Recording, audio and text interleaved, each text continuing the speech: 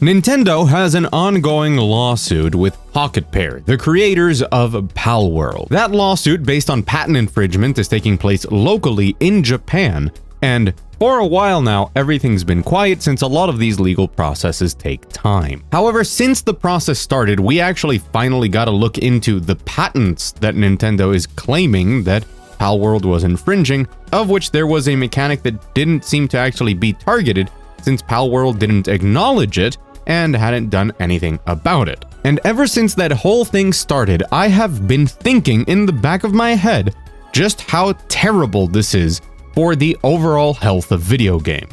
You see, this lawsuit isn't really about Nintendo trying to preserve their IP, because it's not an IP lawsuit. It's not about them protecting their business, because it's pretty fair to say that these games are not actually competitors. This is a lawsuit that the deeper you dig into it, the clearer it becomes that it's being done out of spite, and because Nintendo is famously a very trigger-happy company when it comes to litigating. From bigger stuff like this that makes absolutely no sense to smaller stuff that just pisses a lot of people off, even if it does make sense. As some of you might know, rip in pieces AM2R. But through the entire process and everything regarding this lawsuit, I feel like people haven't really talked enough about the overall danger that this poses. About how in many ways this is an actual threat to creativity within video games, with Nintendo kind of just swinging around how much power they have in a way that feels like a warning sign to any other studio, and especially indie studios, the smaller guys, who might attempt to do something that for any reason they could go after if they felt like it. This is a very strange situation, which is very much worth covering in detail, just as I think that it's pretty important to take another extra look at Palworld and just remember why that game is so successful, because it truly does some really interesting things with the creature collecting genre that I think a lot of people don't give it credit for, and how Nintendo, instead of learning lessons from indie games that are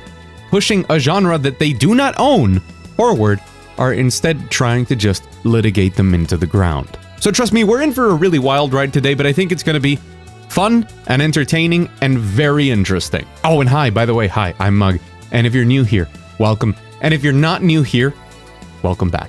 It is great to see you. I don't know what's going on with you, but you've got like this glow to your skin. Something special's going on. I know that for sure. And look, as per usual, if you enjoyed this video, you find it informative, you find it entertaining, hit the like button. Helps the video reach more people, helps it get out there in the YouTube algorithm that seems to be going more and more crazy every day, and that is greatly appreciated. Let's get into it.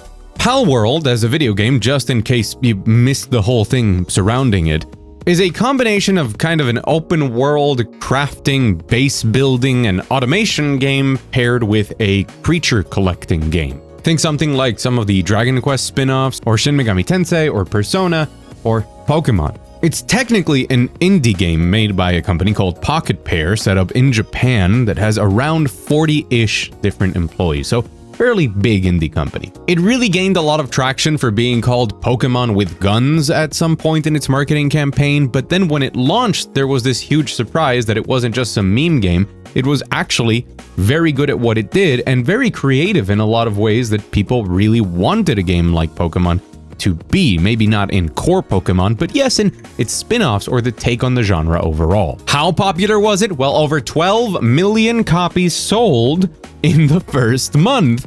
And this is a game that was also available and still is on Game Pass. To call it a success is an understatement of really large proportions. But none of that came free of controversy. Turns out that Pocket Pair had made other games in the past, and some people had complaints about how those were left or felt unfinished in many ways, how they had published other games that may or may not have used AI-generated assets or felt a little bit derivative of other games. And of course, the height of it all was that a lot of the designs of the different pals in Palworld were very reminiscent of things within Pokemon, which many of them are very defensible because Pokemon are really not that original. They just have their own very unique charm to them. But what if we take Mouse and make it electric, or take Pony and make it fire, or take Anubis and make him into just a creature? Hard to be like, oh, that is just so highly specific. And I don't see Nintendo suing Chariots of Fire, and that has horses with fire in it. I haven't watched the movie, but like, from the name. Jokes aside, a lot of the designs are very close to the things that you would find in Pokemon, while never really, at least technically and legally proven, I guess at this point, crossing the line into something that is actually illegal. That didn't stop people from going absolutely wild trying to search high and low to claim that Pocket Pair had directly stolen Pokemon from the Nintendo Corporation and from Game Freak. All of this controversy, amidst its tremendous success, made it the talk of the town for quite a while. And the most amazing part of the whole thing was just how many people were saying that Nintendo should definitely sue them because of the designs of the monsters. Now, once again, let me be very clear here. Nintendo, if they can sue, they will. It's in their blood. Like, it is part of their code at this point. This is what they do, for better or worse. And whether you want to lump it in with Nintendo overall, or you just want to chalk it up to the legal corporate side of Nintendo and still defend, you know, their games, because they do still make great games, even if some of the recent decisions around those games and a lot of other stuff is maybe not ideal, that's up to you. But it is undeniable that they're really into lawsuits. And so eventually, the lawsuit came crashing down. At that point, everybody expected Nintendo to sit there and say, hey, you ripped off Pokemon. And that is what they did, just not in the way that you might have expected. You see, Nintendo really likes patenting things. How do I know that? Because back when this started, and again for this video, I have dug through literal hundreds of Nintendo patents, including the 3 ones that are at the center of this lawsuit. But it is just ridiculous how many patents Nintendo has. But what exactly are patents? Why are they so important? Why does Nintendo spend so much time patenting things? What's the point of all of this? And why is it so important to the future of video games and creativity, and especially, keyword here, iteration within the industry? Well, I'm glad you asked, and I'm going to do my best to explain some of that in a way that's quick, entertaining, and fun. Thankfully, I do have an actual background in corporate communications and also cross-sectioned with a lot of different legal departments. So although I'm not an expert by any means on the topic, I am really good at reading these sorts of things and understanding some of it and the dangers. And so yeah, I do have a bit of a master's in corporate BS, and in case you were wondering, yes, I've been fighting my entire professional career to end it. So let's get down to business. What exactly is a patent? The quickest way, and the way that I think most people probably just innately understand it, is that it's kind of like IP protection for ideas. The technical word used is inventions, but that, you know, can be interpreted in many different ways. That means that if somebody uses things that you've patented, inventions that you have, be that mechanisms or ways of actually doing things, and of course, including certain technologies that certain companies have exclusive rights to use and differentiate themselves within a market, you can then sue. Hey, I invented this thing. It is what gives my brand or my product its essence. It's what gives it the edge in the market. I patented it and it was a valid patent. Nobody else can use it. And if you do, you have to pay me and stop doing that. Cool. What does that mean in the realm of video games? Why has Nintendo patented a million different things? Well, to be fair, a lot of the things that they've patented are actually hardware related. So it refers more to actual mechanical parts and interactions of hardware and how they actually work and come together, or how they work in conjunction with software.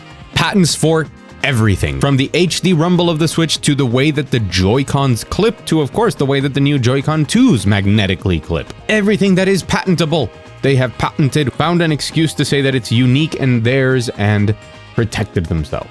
And again, not an expert, especially not for Japan, but generally speaking, and from my own experience and reading a lot to make this video, a lot of things regarding more mechanical and engineering related patents is pretty straightforward in how it goes down.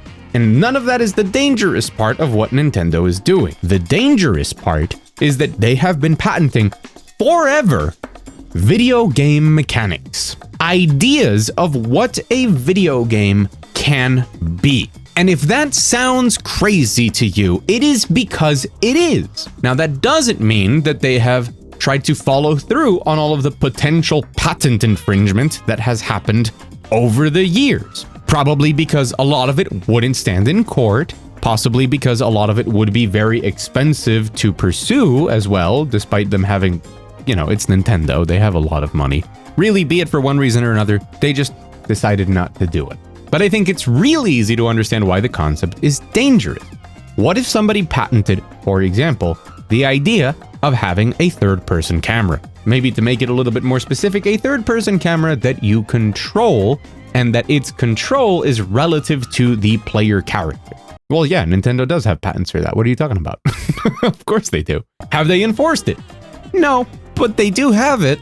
So imagine a world where just the basic idea of maybe a game being in first person and containing shooting of enemies, and yes, it could be more broad or more specific depending on what would be acceptable for that. A lot of this is like very technical language regarding it, especially for these sorts of software related patents of like Entity 1 needs to shoot projectiles and the mechanism by which they would travel and register if they hit somebody or not and what happens if they hit. But that is something that is patentable and therefore enforceable in the sense that you could take somebody to court because they made a first-person shooter of any description.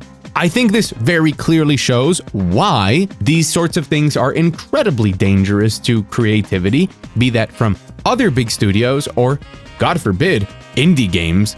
How dare they?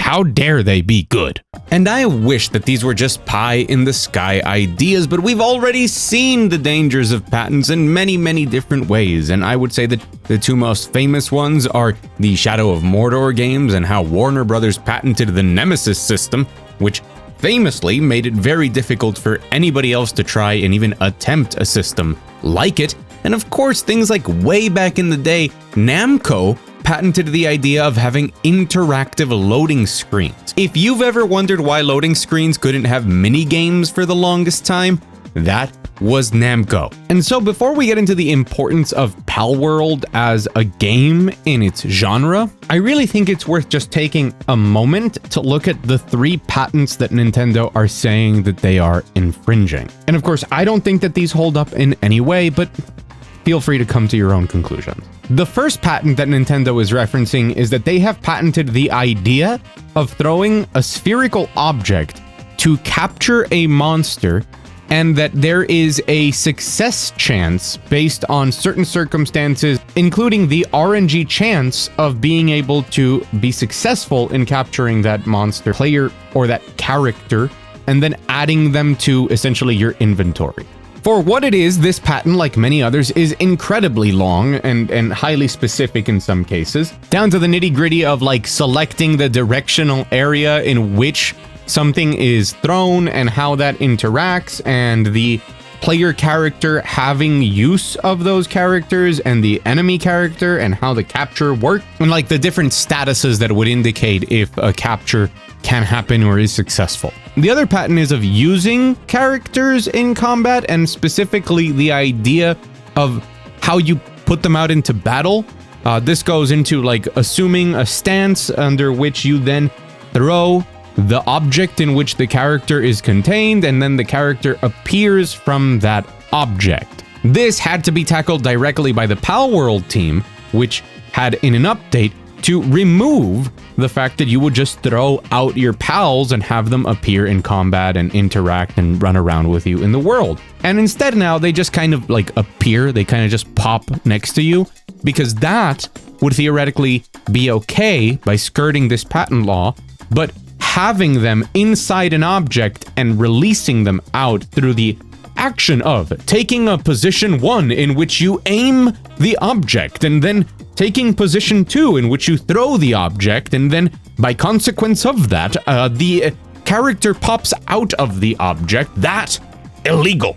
And look, to give the benefit of the doubt, while I do think that maybe Nintendo is doing this because they just think that like Pal Spheres and Pokeballs are too similar, at the end of the day, what this patent is targeting is not the idea of Pokeballs, it's the idea of you being a player character that summons creatures that fight for you, or anything that fights for you technically, assuming position 1, taking something into position 2, throwing it, and having something pop out. This is not new. There are tons of games in which summoning things kind of just happens that way. It doesn't have to be sometimes it's magic potion files. Sometimes it's cassettes. Who knows? And they would somehow still be covered by it. The third one makes a lot more sense now that we've seen Pokemon ZA, because when originally this news broke, if you just read through it normally, you would think that it had to do with Pokemon Scarlet and Violet, and the fact that you can ride your Pokemon, Miraidon, or the one that's less cool, and therefore I have forgotten the name. I know it's called Koraidon, I just don't like him. However, not really because of Scarlet or Violet, and not really because of what we have seen of ZA and how you can actually interact with the Pokemon in the world now, but because of Legends Arceus. Because this one is basically saying that you cannot have creatures that you own and use them for traversal. That you can't, like, mount them or fly on them or anything regarding movement with them. Because it starts off talking about how the player character can have different creatures and can use those creatures essentially as mount. That among the characters owned by the player character, a riding instruction is given and the player character is made to ride the selected rideable character and made movable. That is the start of that pattern.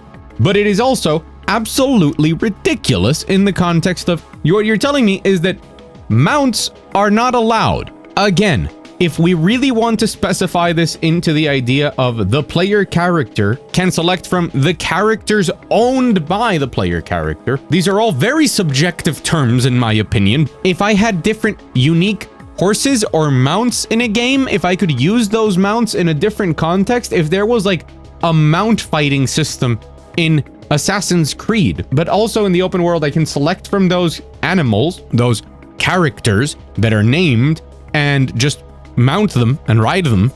Is that infringing Nintendo's copyright? That's ridiculous. So we would assume that wouldn't really hold up or be viable. So it's got to be pretty highly specific towards the Pokemon thing, but even then the basic idea of using creatures like as a vehicle or as something that you more directly interact with in the world is a really difficult thing to just uphold. So where have they decided to strike? Now that we know with the recent changes that Palworld has announced, using the creatures or the characters to fly. Well, I guess technically the more correct term to use here is gliding. So certain pals can be used for gliding, and those are now just going to be substituted by the gliders. There was always a glider in the game, but now they're expanding that to cover for not being able to use the pals as gliders. And it sort of feels like Nintendo's slowly trying to destroy every little element of Palworld as they keep funneling them into the lawsuit. But that immersion that makes Palworld stand out in the creature collecting genre of actually using your pal cannot exist because this patent is one of the things that they are being attacked for. So we've gone from a patent regarding Legends Arceus that patents a method that enables smooth switching between multiple boarding objects in a game in which a player character rides an object and moves around, to its also implementation within Scarlet and Violet, to then that not really being that applicable and can only apply to the flying monsters in Palworld. All of this leads me to the final 2 points.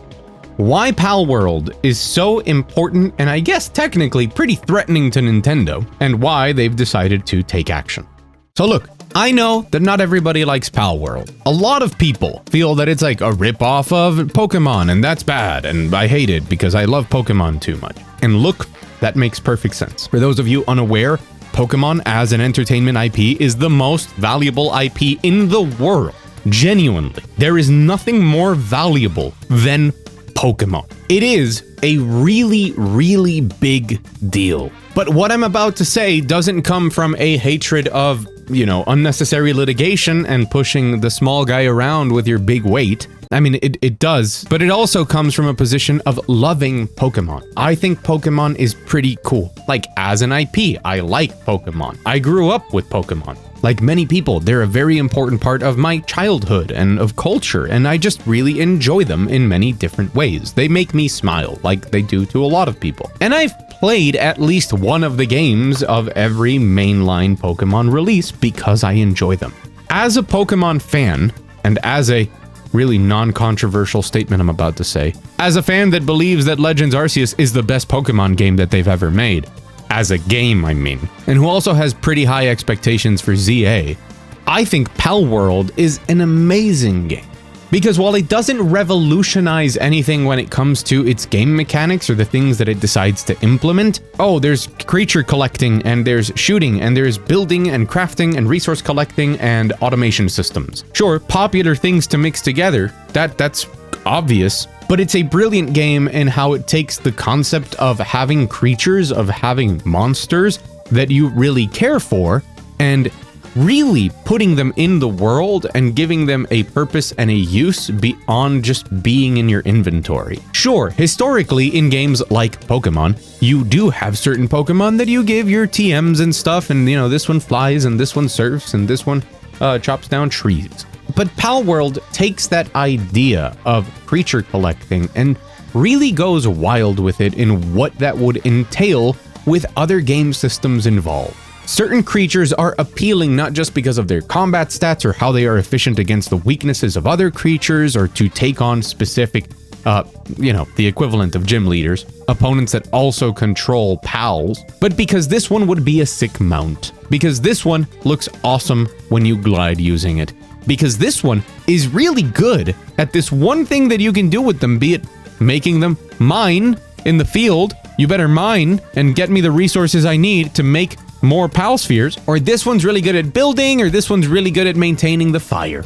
It's about really immersing you in a world that, while we are aware is what Pokemon wants to inspire with its universe, we never really get to see in the games. We never really get to neither see other people truly using Pokemon for day-to-day tasks or how they work for so many different things in life. We only get snippets of like, well, what is a farm in the world of Pokemon when there are Pokemon that people have that can be used for farming. Within those rare snippets, it's really cool to glimpse that world. And what Palworld really reaches out and does is take a bunch of very popular game mechanics from the last years and actually give us a chance to kind of exist in that and actually use our creatures, our named creatures that have their own personality traits and that are gloomy or happy or sad or that you have more or less attachment to, and put them in a world where they actually do things beyond sitting in your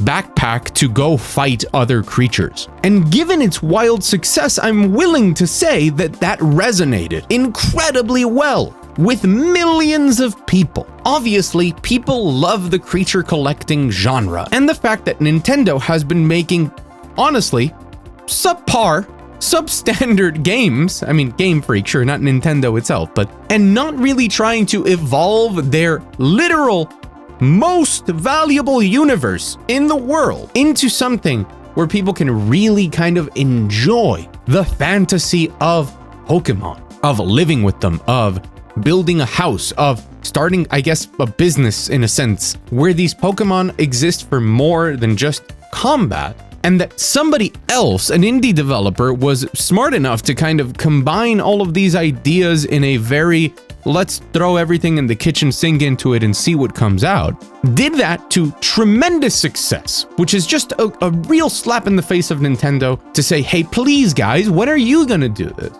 Because here's the thing, right? If Nintendo made Palworld, but with Pokemon, the thing that is the most valuable in the world, it would sell triple what Palworld did, just on the strength of the name alone. And Nintendo, instead of taking that cue and understanding what the market wants and really pushing forward with it, what they're trying to do is shut down the competition of a game really doesn't have that much in common with what Pokemon is. And they're doing it because this game is wildly successful. And I think that even in a way, because it is innovative.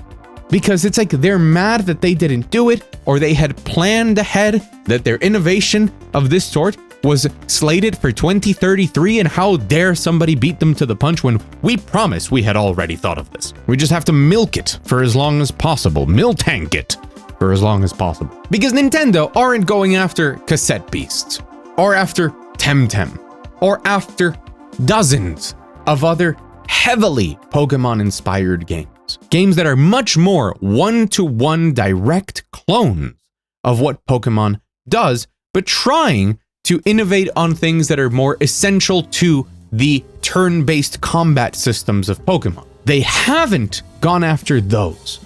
They went after Palworld, the one that, while still being a creature collector, and yes, aesthetically, has a lot of similarities which are, again, not the point of the lawsuit, it does innovate. And it does something not just very exciting and very appealing to, again, millions of people, but it found success doing so in a way that Nintendo just didn't feel like accepting this time around. Now look, will Nintendo win this lawsuit? I have no idea about Japanese law. If this were happening in a multitude of different countries, I would actually have a decent opinion on it, and most of the time I would say, hell no, are you crazy? But I do not know about Japan. This is a national lawsuit, and the most I can say in Japanese is probably Ikuzo Doraemon-kun. I don't know, bro. But what I can tell you is that there is a huge difference between companies mass filing patents that then they don't act on, and then people just kind of forget about it, and indies don't have to hire lawyers to figure out by digging through the hundreds, thousands of patents of other companies if they would be at risk for implementing a game mechanic. There's a big difference between that and actually having a company execute on them and take people to court for them. Because that sort of danger, the idea that that could happen to you, is enough to stifle the creativity of small and medium developers alike that are looking to iterate on certain ideas. And in case it isn't clear, video games are an iterative medium. We constantly move forward, evolve, grow, and find better things by directly taking inspiration from things before them. It doesn't matter if it's all in the same lineage, in the way that you can kind of trace a very clear line between Kingsfield to Bloodborne, or in how the first-person shooter genre has changed, or in how the RTS genre sort of mutated into MOBAs. It is a place where taking ideas that exist and just tinkering with them a bit is how we reach some of the greatest games of all time. And to have a looming threat and the allowance for these companies to just sit there and hold on to these threats, to maybe potentially just throw them out whenever they feel like, is not good for the industry. And it's one of the reasons I think that the Palworld lawsuit is very much worth paying attention to, pending actual addressing of this issue and how it affects video games. Overall though, at the end of the day, what I wanted to accomplish with this video is to make sure that you were informed of this, what was actually happening, and why it matters. And I do believe it matters. I always make my videos coming from a place where I love video games, and I try to be fair, balanced, and do as much as I can to really dig deep, investigate, and know what I'm talking about. And the general idea of companies patenting and threatening other companies from trying stuff out really, really makes me angry. So listen, in my opinion, it doesn't matter if you actually think that Palworld ripped off the aesthetic designs of Pokemon. It doesn't matter if you love Pokemon and love Nintendo. In my opinion, everybody should be rooting for Palworld to win this, because it would set a pretty good precedent of you just can't wield your power this way. And that would be good for video games overall and the industry. I hope you enjoyed this video. I hope I accomplished my goals that I set out at the start for it. And if you did, remember, the like button is right there, along with the chapters, and in the description, you can also find the specific patents and some different article links covering all of this a little bit more technically. If you want more from me, including news, reviews, essays on the happenings of the industry just like this one, and retrospectives of old fantastic games, musings on game design, all sorts of stuff, consider subscribing if I've earned your subscription. A very, very special thanks to the patrons and members here on YouTube of The Wall, which was once again getting pretty full. Thank you. We're due for another wall expansion. But these are all the lovely humans that directly support this channel and help turn my unhealthy obsession with video games, the industry, and art from an unhealthy hobby to a job that I believe needs to be done. So thank you so much. I've been Mug. Go out there, enjoy some great video games, and I'll see you again very soon.